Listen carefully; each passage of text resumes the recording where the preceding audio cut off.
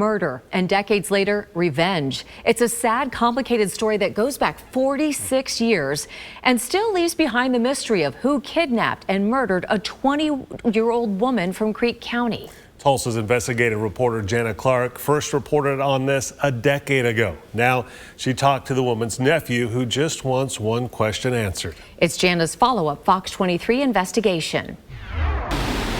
For 5 days, no one knew she lay here in the leaves. Someone murdered 20-year-old Deborah Ashton and left her in the woods in Creek County back in 1979. You were just a little boy. I was devastated. Thomas Ashton says Deborah was his aunt. Was she living with you at the time? She was living with my grandmother, yes. What do you remember about Deborah? She was real bubbly, real fun to be around, loved everybody. And when she seen me, she scooped me up and I fell in love with her. I mean, she was just everything. If you could say one word about her. My angel.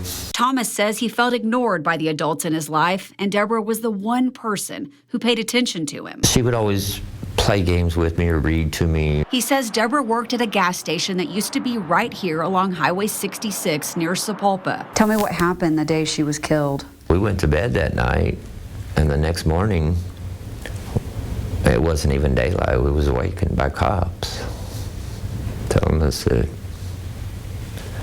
she was taken. It was the gas station where the crime started. Yes, it was. In 2015, I talked to retired Oklahoma State Bureau of Investigation agent Roger Crisco about Deborah's case. This photo was taken of Agent Crisco at the murder scene. I've thought about this case many times. For days, the newspaper ran stories about the missing woman who disappeared from her job at the service station.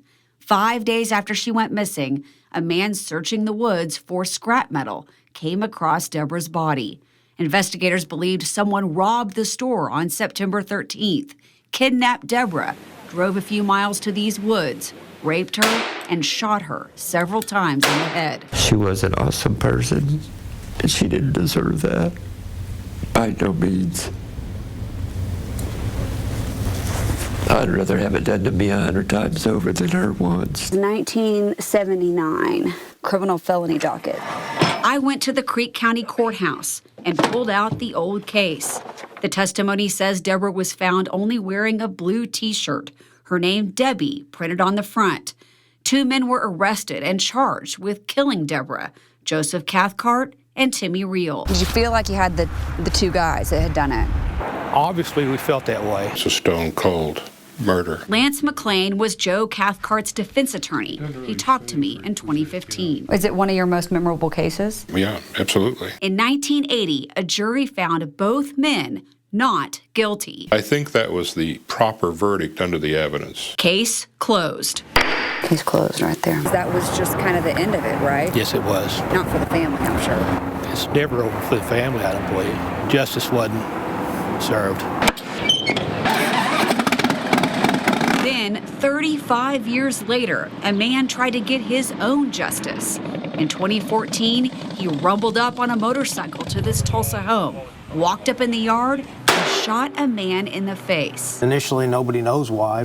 Retired Tulsa Police Sergeant Dave Walker told me the shooter was James Redding, Deborah's boyfriend from all those years ago. The man he shot, Joe Cathcart. There's a reason for it. Calculated.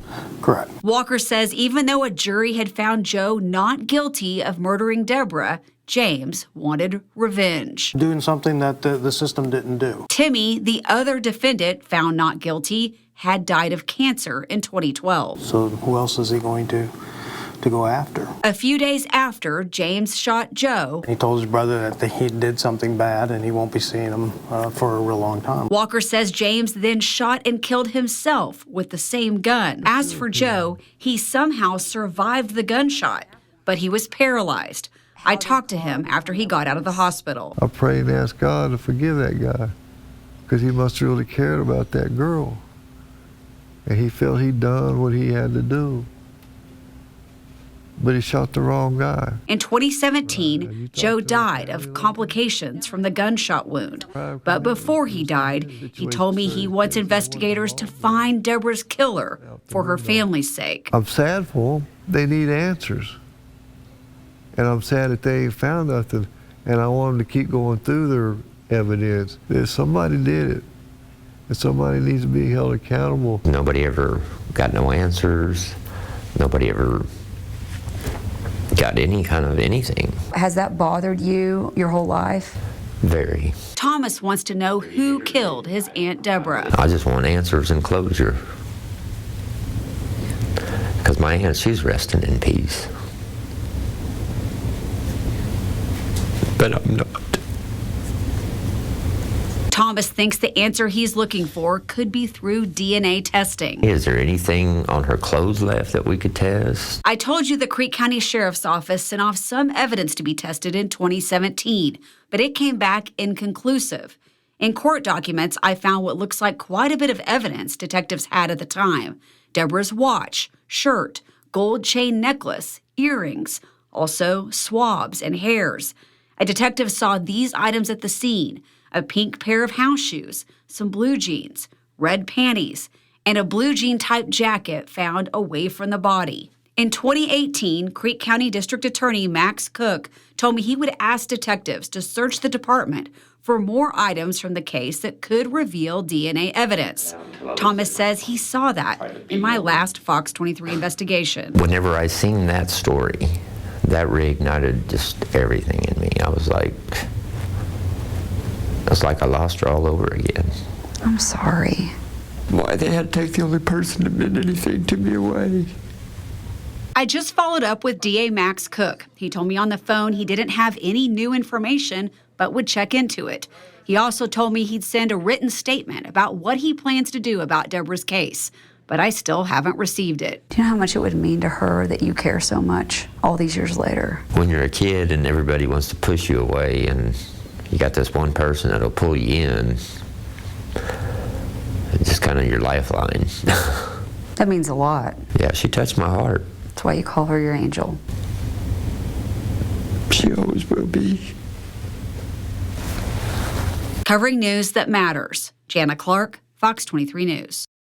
Wow. Well, besides the Creek County District Attorney's Office, Jana also reached out to OSBI since they also investigated this case. They told Jana their case is closed. We also take a deeper dive into Deborah's story on Fox 23's true crime podcast, Frigid. If you want to learn more about Deborah's cold case, catch her episode of Frigid on the Fox 23 News Tulsa YouTube channel or wherever you get your podcasts.